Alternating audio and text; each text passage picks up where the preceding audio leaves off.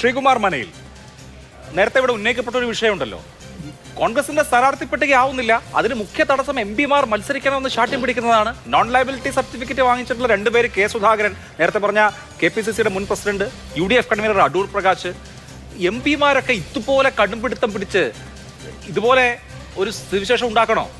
ഞാൻ മനസ്സിലാക്കുന്നത് ഗ്രൂപ്പ് തിരിഞ്ഞ്, കാരണം ആരാണ് മുഖ്യമന്ത്രി എന്ന് തീരുമാനിക്കേണ്ടത് MLA-മാരുടെ എണ്ണമാണല്ലോ, അതിനു വേണ്ടിയിട്ടുള്ള ഹണ്ട് നടക്കുന്നത് കൊണ്ട് ഒരു തരത്തിലും ഒരു സമവായത്തിൽ എത്തുന്നില്ല എന്നുള്ളതാണ്. ആസന്നമായ ഒരു നിയമസഭാ തെരഞ്ഞെടുപ്പിനെ ഇങ്ങനെയാണ് കോൺഗ്രസ് നേരിടേണ്ടത് എന്ന് താങ്കൾക്ക് അഭിപ്രായമുണ്ടോ?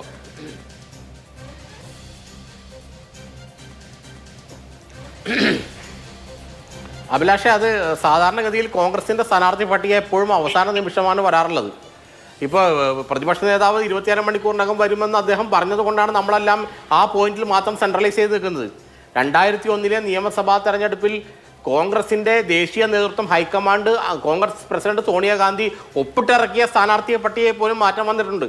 അങ്ങനെയാണ് 3 സ്ഥാനാർത്ഥികൾ വീണ്ടും വരുന്നതും, പ്രഖ്യാപിച്ച സ്ഥാനാർത്ഥികൾ, ചുവരെഴുതിയ സ്ഥാനാർത്ഥികളെ മാറ്റിയിട്ട് 3 സ്ഥാനാർത്ഥികൾ വരുന്നതും അവർ വിജയിക്കുകയും ചെയ്യുന്ന അവസരമുണ്ട്. അപ്പോൾ കോൺഗ്രസ് ഇതൊരു, നമ്മളീ പറയുന്ന പോലെ അതൊരു വളരെ സാധാരണമായ സംഭവം. നമ്മൾ പുറത്തു നിന്ന് നോക്കുമ്പോൾ ഇത് വലിയൊരു സംഭവം തോന്നുമെങ്കിലും അതിൽ ആ ചർച്ചയിലൊക്കെ പങ്കെടുക്കുന്ന നേതാക്കന്മാരെ സംബന്ധിച്ചിടത്തോളം അവർക്ക് ഇതൊരു സാധാരണ സംഭവം മാത്രമാണ്. കാരണം കോൺഗ്രസിന്റെ പട്ടിക എപ്പോഴും നിരന്തരം വലിയ ചർച്ചകൾക്ക് ശേഷവും വലിയ സങ്കീർണമായ ചില പ്രോസസ്സിങ്ങിന് ശേഷവും ഒക്കെ ആണ് പുറത്തു വരാറുള്ളത്. എല്ലാ കാലത്തും അങ്ങനെ തന്നെയാണ്. കാരണം ഒരിക്കലും അത് എൻ്റെ ഓർമ്മയിൽ 91 മുതൽ ഇങ്ങോട്ടുള്ള എൻ്റെ ഓർമ്മയിൽ ഇന്ന് വരെ കോൺഗ്രസിന്റെ സ്ഥാനാർത്ഥി പട്ടിക ഏറ്റവും ആദ്യം വന്ന ചരിത്രം ഉണ്ടായിട്ടില്ല.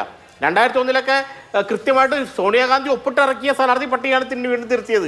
അത് സാധാരണ രീതിയിൽ സംഭവിക്കുന്നതാണ്. അത് ഇത്ര നമ്മളിപ്പോൾ ഈ മാധ്യമങ്ങളിലേക്ക് അതിപ്രസരം മൂലം അത് വലിയൊരു സംഭവമായിട്ട് കരുതുന്നത് മാത്രമേ ഉള്ളൂ. അത് മിക്കവാറും നാളെ തന്നെ എല്ലാ സ്ഥാനാർത്ഥികളുടെയും ലിസ്റ്റ് പുറത്തു വരുന്നതാണ് എനിക്ക് മനസ്സിലാക്കാൻ കഴിയുന്നത്. അഥവാ ഇനി ഒരു ദിവസം കൂടി എടുത്താൽ പോലും അതൊരു സ്വാഭാവികമായ ഒരു പ്രോസസ്സിംഗ് ആണ് കോൺഗ്രസിനെ സംബന്ധിച്ചിടത്തോളം. നിങ്ങൾ BJP-യെയും CPM-നെയും കമ്പയർ ചെയ്യുമ്പോൾ ഉണ്ടാകുന്ന ഒരു ആശയക്കുഴപ്പം മാത്രമേ ഇക്കാര്യത്തിലുള്ളൂ. എനിക്ക് തോന്നുന്നില്ല, എനിക്ക് 2 ദിവസങ്ങളിൽ തന്നെ വന്നാൽ തന്നെയും വളരെ കൃത്യമായിട്ട് പ്രചരണത്തിൽ തന്നെ കോൺഗ്രസിനത് മേക്കപ്പ് ചെയ്ത് പോകാൻ പറ്റും എന്നാണ് ഞാൻ വിശ്വസിക്കുന്നത്.